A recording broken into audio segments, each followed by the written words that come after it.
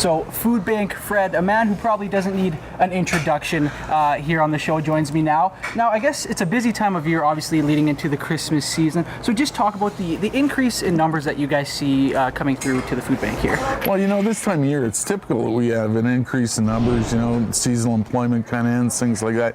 Utility bills start to escalate, and those are really the people that we deal with. So we get more of them in this time of year than other times. Right. Now, in regards to items, what sorts of things are you in need of mostly at this time of the year? Well, certainly mostly we need cash.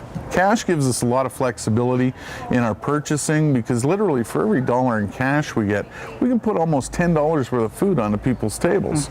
Now, understandably, we're a food bank, and if you want to give us food, I always tell people anything that came in a box or a can that you maybe had on your dinner table last night, somebody's going to want to eat that too.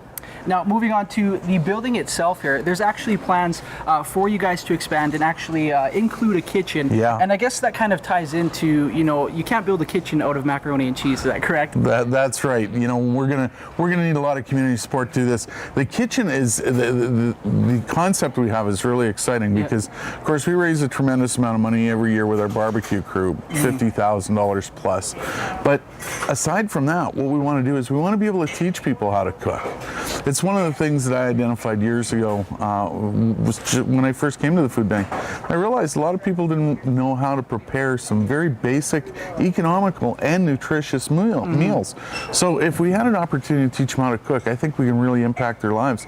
But it's not only that. We want to teach people how to cook, but we're also looking at the possibility of having a pre-employment skills program for the food service industry. So literally, we will be able to take one of our clients that has no cooking skills whatsoever, teach them how to cook, potentially teach them how to work in a restaurant environment and get a job and become self-sufficient. Now, that's excellent. And now, I guess money towards these certain projects come from things such as the Stuff-A-Bus that has happened here recently. So just talk about the success of an event like that. Well, you know, Stuff-A-Bus is a huge success for us every year.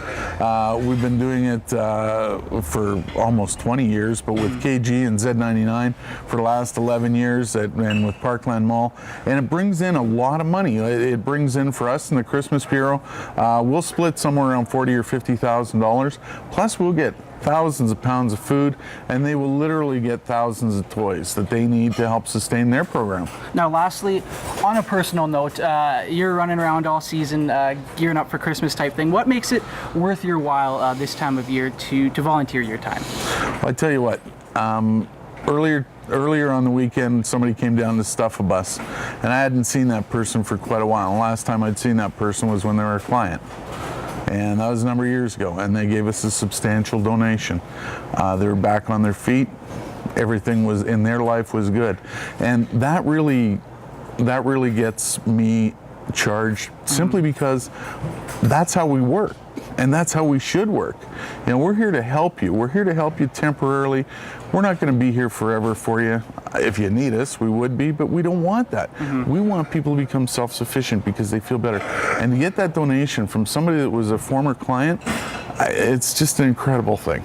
If you would like to make a donation this holiday season for a good cause, be sure to stop by the food bank.